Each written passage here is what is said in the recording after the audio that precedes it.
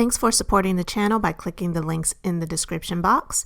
And thank you so much for liking, commenting, sharing, and subscribing. And now let's get into this podversation.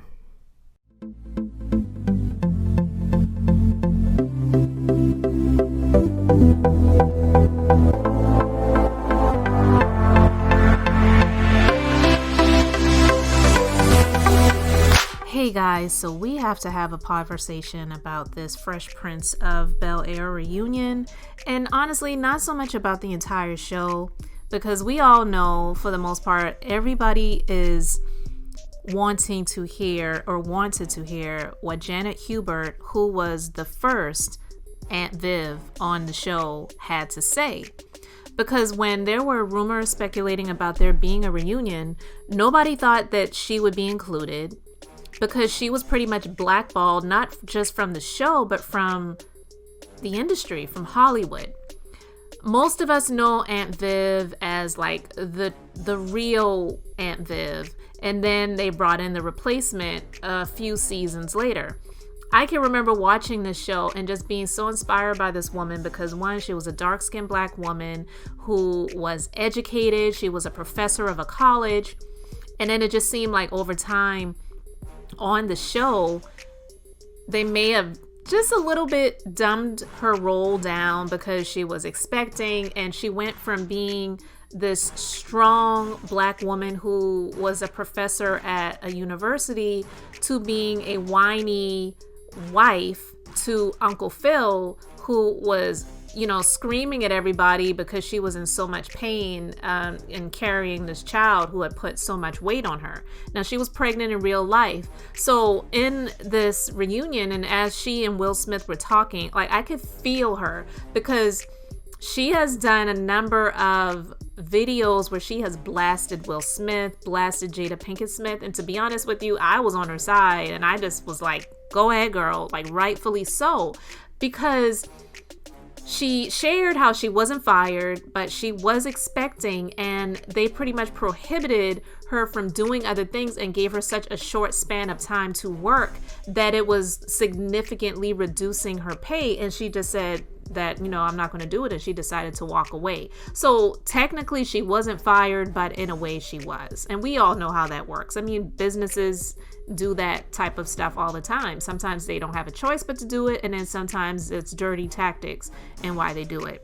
But getting back to Janet Hubert and Will Smith, the sit-down conversation, she shared a number of things. And although, Will was younger at the time, he was an adult. He was given the role, a starring role in this show, so he wasn't some naive little kid. He was an adult. And she shared some things with him in this situation and in this sit down talk, and she just let him know, it has been really difficult for her after she left the show. And she said, calling a black woman difficult in Hollywood is the kiss of death, and it's hard enough as a dark-skinned black woman in this business. And she's right. She's right. She said, words can kill. I lost everything. Reputation, everything.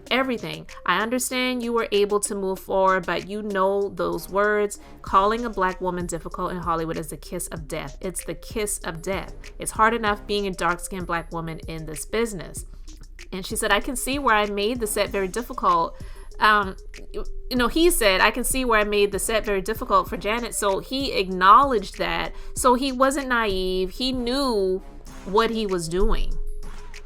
But he didn't know everything that she was going through. So she explained those things to him. She said, I was pregnant. I was going through a difficult marriage. It was pretty much abusive. And he said he didn't understand the gravity or the magnitude of the things that she was experiencing. But now that he has 3 children of his own, he gets it. But you shouldn't have to understand what somebody else is going through if you can be so self-centered and selfish and entitled as to not only be the star of the show, but to speak negative things about somebody else that can damage their reputation, because like she said, speaking those things about someone, especially about a black woman who's also dark skinned, by the way, it is the kiss of death, because people don't want to work with someone that they perceive to be quote unquote difficult. And so you say that to someone that, you know, that person is difficult, they're hard to deal with, they're hard to, you know, work with, like, you know, similar to how Monique was portrayed in the, you know, in the circles of Hollywood after the things that she went through with the movie Precious, and how she, you know, said she was blackballed in the industry because she didn't do some things that they wanted her to do. She didn't play the game, like Lee Daniels said. And you shouldn't have to play games. Like, this is business. Right is right and wrong is wrong. Now, I felt good seeing them being able to be adults and sit down and talk, because the last video that Janet Hubert did, where she pretty much was declaring that she's going to be like out of here soon, like literally like not alive, not much longer, I felt this woman's pain, and I felt that she had gone through, not just going through, but gone through so much in her life. And betrayal, that is a hard thing to overcome. I have been betrayed, and let me tell you, people can say, well, forgive and move on. Yeah, you can forgive, but you don't forget that stuff. That stuff sticks with you. And when you are someone like Janet Hubert, who has to constantly see the person who did you wrong rising and growing, and the stars growing and superseding others, and he's like one of the most highest paid actors in Hollywood, that has got to be extremely difficult. That has got to be so hard. I can't even understand, because the betrayal that I've experienced, it has been monetary, it has been hurtful, you know, and I don't even see these people, but I know what they did to me. And so I couldn't imagine what it's like to see somebody that betrayed you, and then you see them, you know, so-called succeeding in life. That has got to be a hard pill to swallow, when it's you who are being put in a position that it was not your fault. It was a position that you did not choose to be in. It was not of your own accord.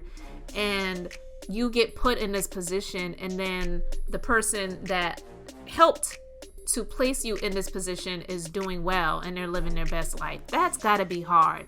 So I don't know how you guys feel about it, but in my opinion, I feel like the woman needs to be paid for her pain.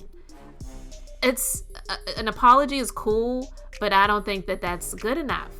I don't think it's good enough.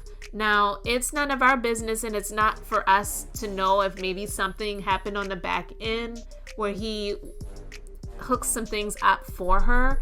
But I feel like this is time for justice. This is time for her to be paid. She didn't get her just due in the beginning, but oh my God, I feel like now is the time. She shared on her Twitter account, she hashtag Fresh Prince Reunion. My heart is so full right now. Will, you have freed me from this prison. Thank you. And thank you all for the love, the understanding, especially you, Will. It was amazing seeing you all again. Be blessed. This is my story all about how healing happened.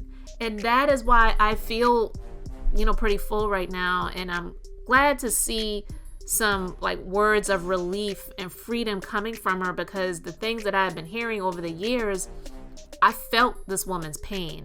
And I feel like even though she feels like she's free right now, she needs some compensation as well.